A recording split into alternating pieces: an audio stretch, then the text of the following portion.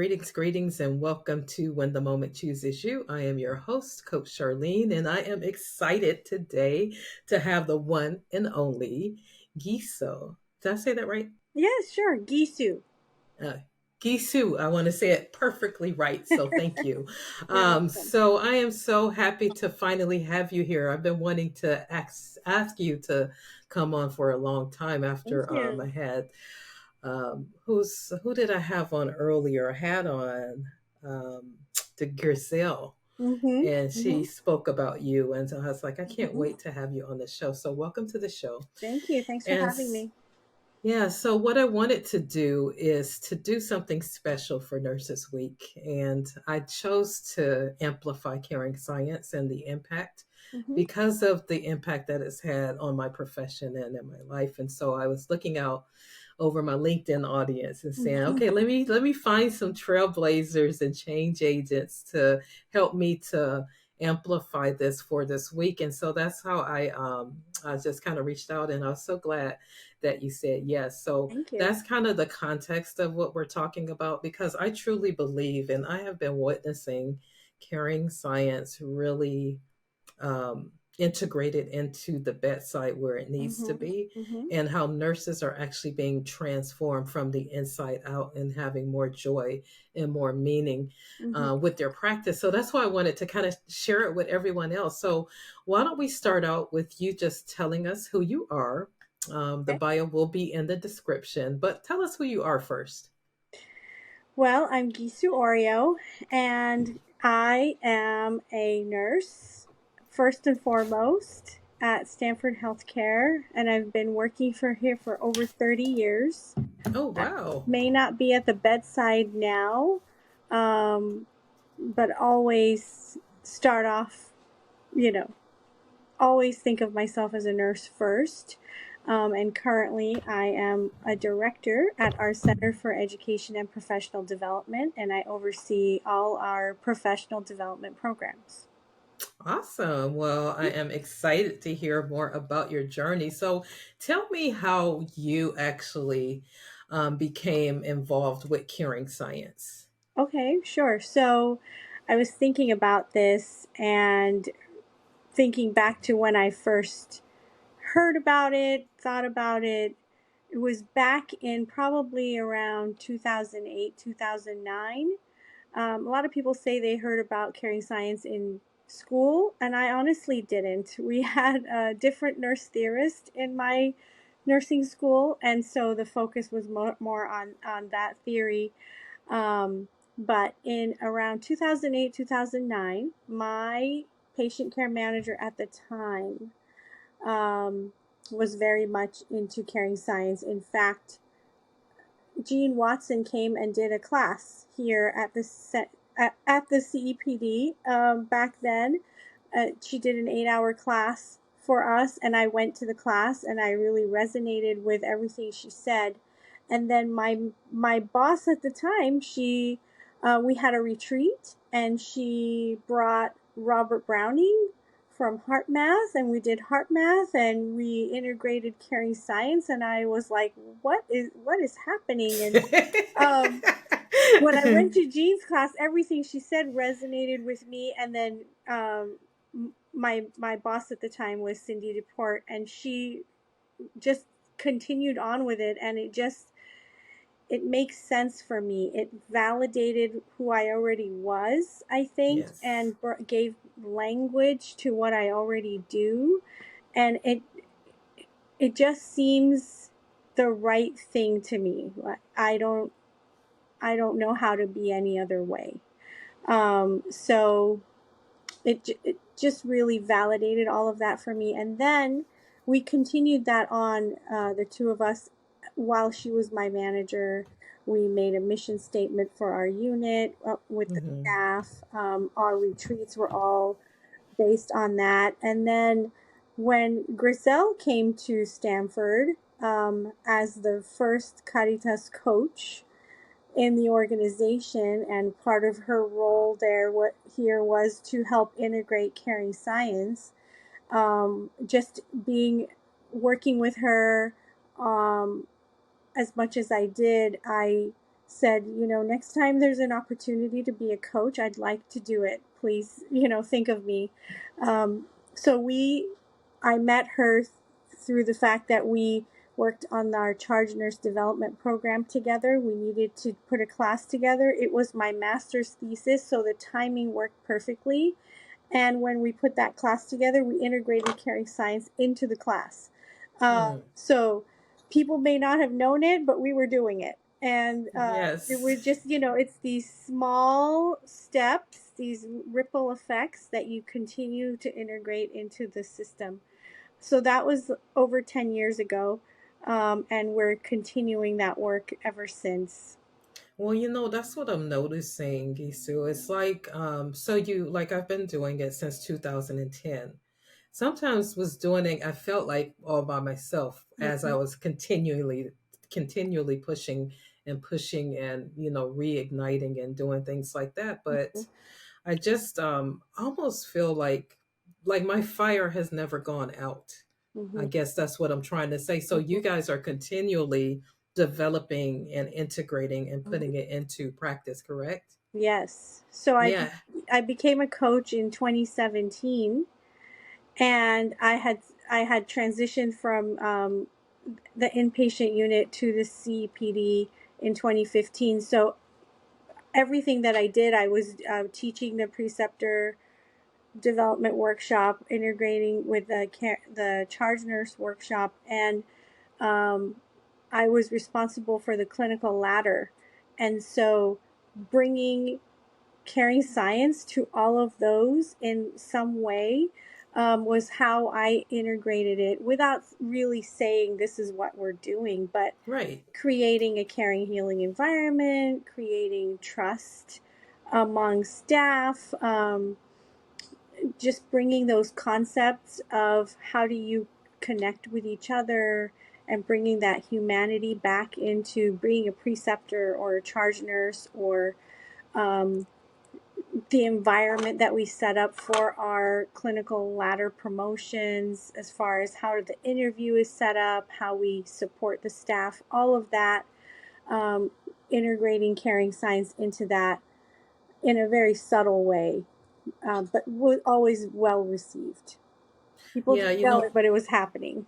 exactly. Well, and you know what's interesting? Like I've heard Dr. Jean talk so many times, and she said she'll tell the audience, the nurses, you're already doing this. Yes. I'm just giving you a reminder. I'm helping you to see Mm-hmm. again Mm-hmm. because your vision has become blurry. And I was like, that is Mm-hmm. so powerful because Absolutely. throughout all of the craziness of what we're dealing with, sometimes you kind of forget and you don't Yeah. see that Yeah. this was the reason that you went in. So I Mm-hmm. love that you guys are integrating it in so many different ways. And I guarantee Mm-hmm. you that the staff feel so much more Mm-hmm. evolved and Yeah. awakened and cared for because you guys are putting that extra touch in Right. there for them.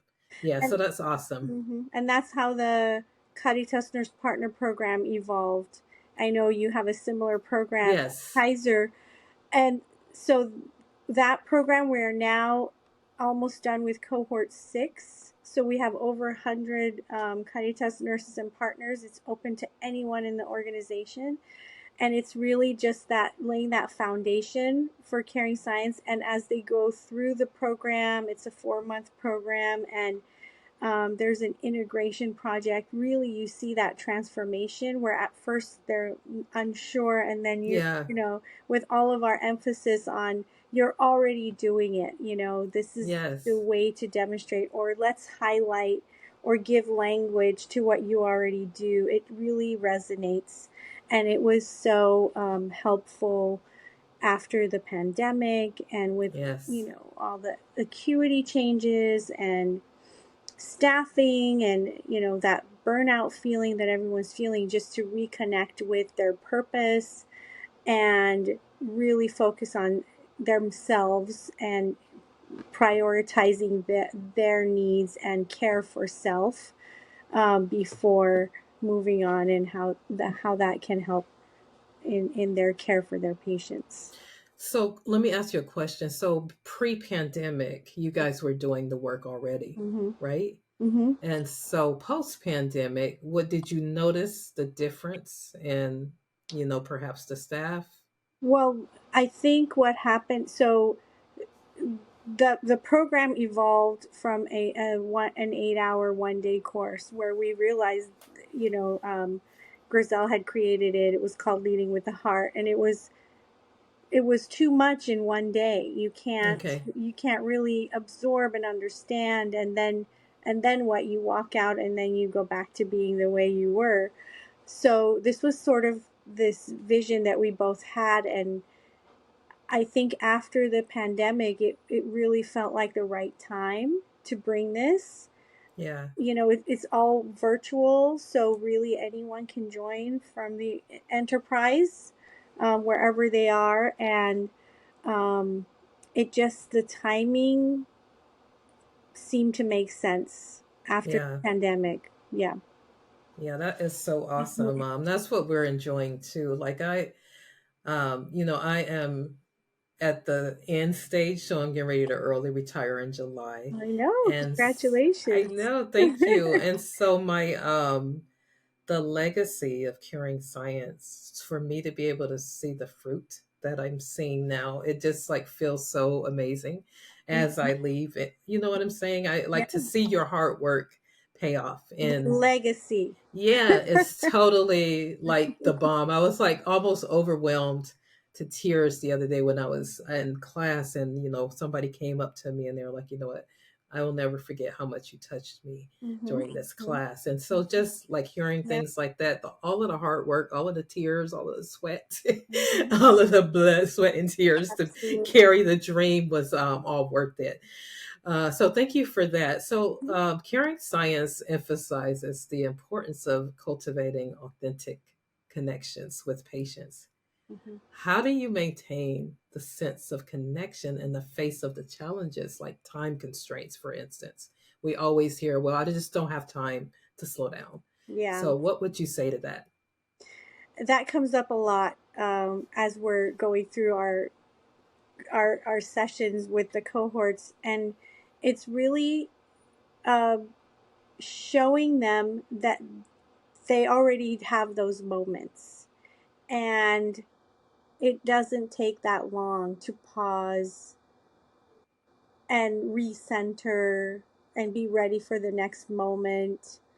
And we hear those comments a lot, especially in maybe the first couple of sessions, and then we invite them to pay more attention to what they're doing at the unit level, right?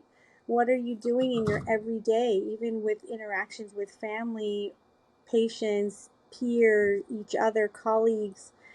And you see over the weeks and months that realization and that um, revelation of, oh my gosh, it didn't take that long. And Yeah. so when we reflect and have provide opportunity each session to share, um, the stories come. Yes. The stories come. You know what? I spent a few more extra minutes. I put the computer down. I sat down. I took a moment. I didn't just look at the IV pump. Whatever it is, the moments are happening, um, and they realize that it's not that it doesn't take that much time to just Yes. pause or to make eye contact or just be there. And that definitely you have to choose those moments. It's not always going to be the right time, Right. and it is possible. And Okay. you see that, you see the transformation, or the realization that it can happen. Yeah, absolutely. Nursing often involves putting others' needs before your own. Hmm. So, how do you prioritize self care and maintain your own sense of well being as you're doing this work? I am notorious for not doing that. I love how you are speaking your truth, girl. That is totally cool because we all don't have it all Yep. together. So, thank you for being very brutally honest. Right. And I've gotten better, and it's gotten easier because, you kids and family and life, and my kids are all Yes. grown, they are adults, they're independent. So I have more time to do that. And I have had moments in all these years that I haven't. And I'm kind of getting to a place where I uh, don't let as many things bother me. That's one Yeah. of the things that I realized is, um, if I don't have a specific expectation of something or someone, then I'm not going to be bothered if by anything. So Right. I try as much as possible to keep um, that that truth for myself, and it's been helping because I don't have an expectation, so I'm not going to get upset. So, That's so and good. that helps my self-care, right? Yeah, So, absolutely. yeah, I mean, I love to read. I'm an avid reader, so I'll always have a book that I'm reading, for pleasure, not for school or for work. Right. It's, spending time with the family, with the kids, all of those things, fill me up, fill my cup, my bucket, whatever it may be, my heart. Yeah. So I make sure I do that, and really trying to make sure that at work, in the work setting, that we are also having fun and finding joy in the work that we do, and while we continue to do what is required of us. Yeah, that's awesome. I have to go back to your first point because it was so good. Mhm. But I just thought of something I did yesterday. Like literally, I'm coming to work, I'm walking through this long tunnel, and I'm like going probably at 50 miles per hour. Mhm. And then a little voice in my head said, "Why are you rushing?" Yeah. I was like, why am I rushing? Mhm. Oh, let me just get my stroll on now.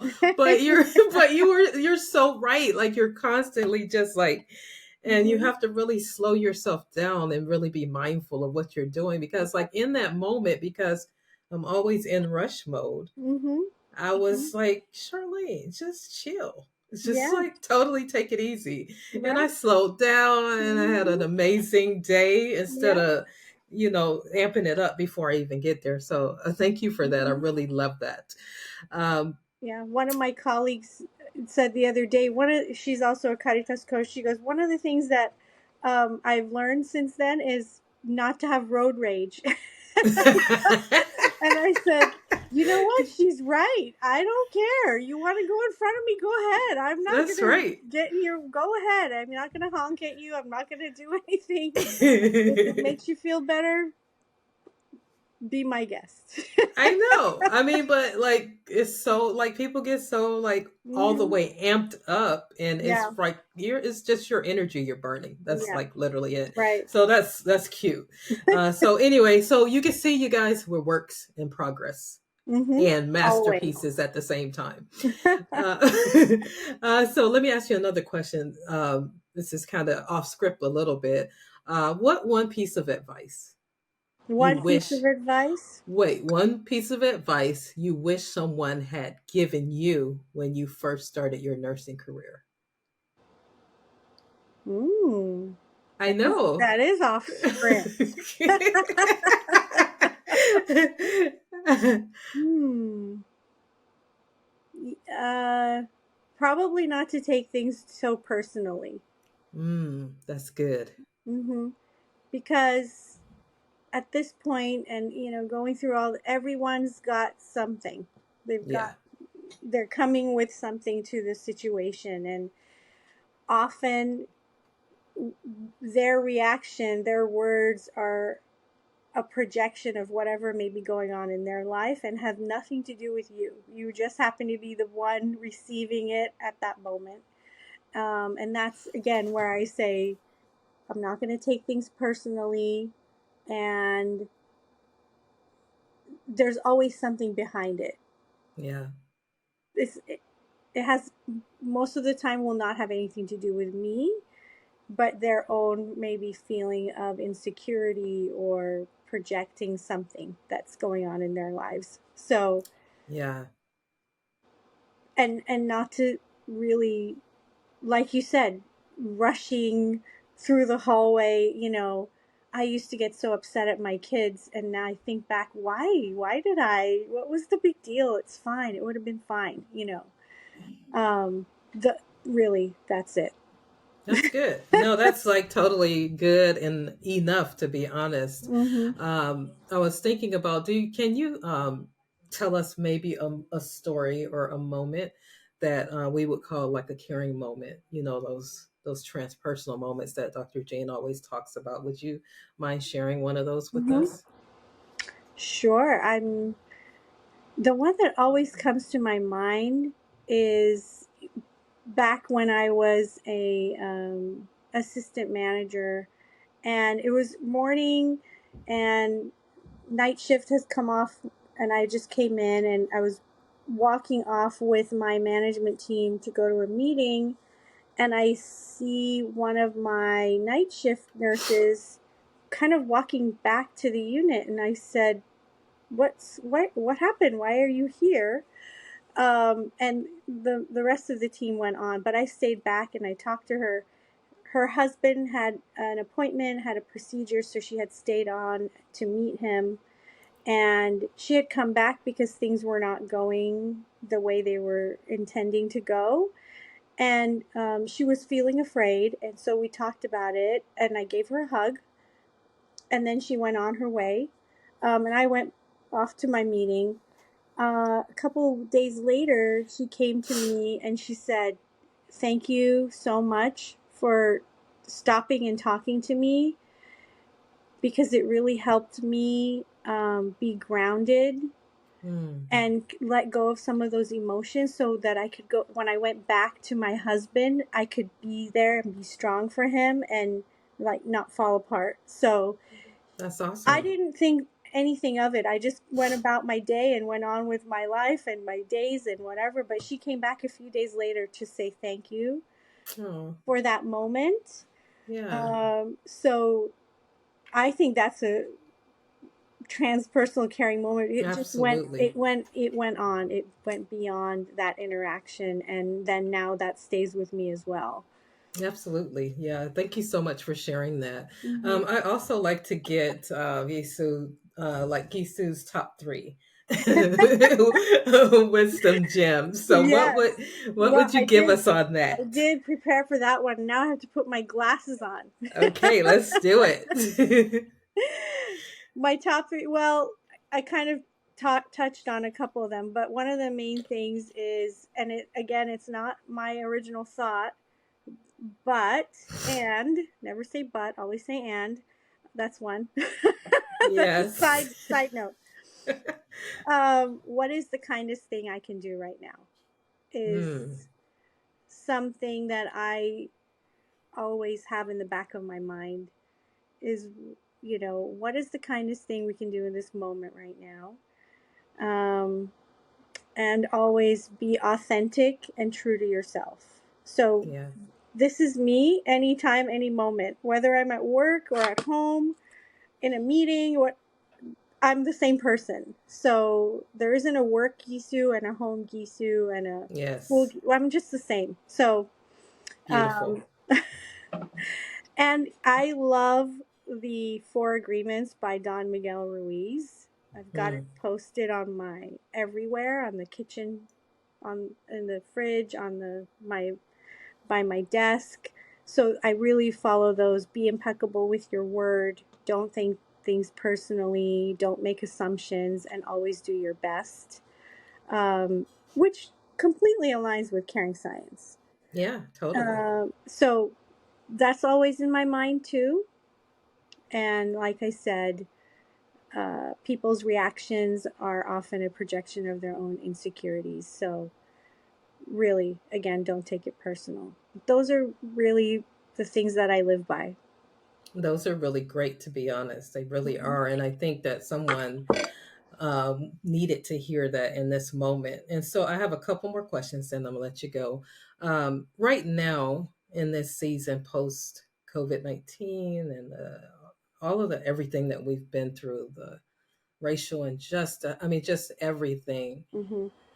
Um, if there's a nurse or a healthcare worker that's kind of still stuck, and has kind of like lost meaning Mhm. to why they actually went into the profession, what would you advise them at this stage? They're Mhm. still coming to work, they're going through Mhm. the motions, but you can tell that they're empty and that they're just stuck and they're having trouble um, re engaging, reigniting the passion Mhm. that they once had. Any Mhm. advice? Yeah, I mean that question comes often to me, to us, and I always go back to number one: why did you become a nurse, and what brings you joy? Let's go back to tell me one thing that went well today. Just one. If you can come up with one, and then build on that. What is it that brings you joy every day?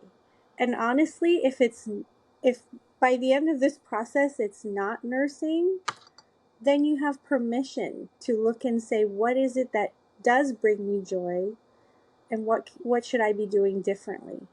Mm. So, I love that. You said give yourself permission. mhm, If you find out that maybe this is not it, mhm, then give yourself permission. Don't feel like you're stuck to right. it. Right, So that's whatever it beautiful. is. And Yeah. maybe you're in the nursing is so dynamic and versatile. You could do so many things, and Yes. you may feel stuck that you don't have any options. But let's open it up and see what is it that you like to do. What brings you joy, and let's build on that, whatever that Yeah. may be. I love that. That's so beautiful. And then I have one more thing. Thinking about caring science and the future, where do you see us going in the future with healthcare and caring science? Where do we see us going, or where do I want it to go? Vision. Let's, girl, let's dream. I mean, that's the dream, is that it's integrated in everything that we do, not just in nursing. And we're working on that. Small steps, those little ripples in the tide, as Gene Watson would say, is building on those things and integrating it, infusing it into the system. Um, we do that with our Leadership and Management Academy. It's for mid level leaders from anywhere in the organization. We just graduated a cohort of 47, and we had people from planning, design, and construction Awesome. That's doing awesome. integration product projects with caring science. so, Yay. That's awesome.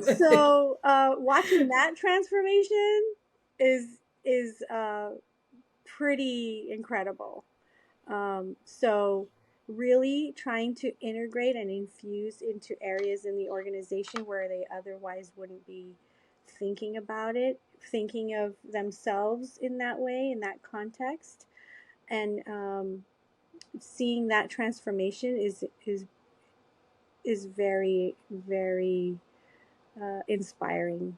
Yeah, that is very inspiring. And I was Mhm. remember the last time that we actually saw Dr. Jane in person, and she was mentioning, she said, can you imagine that the community Mhm. begins to say, hey, I want a Caritas nurse?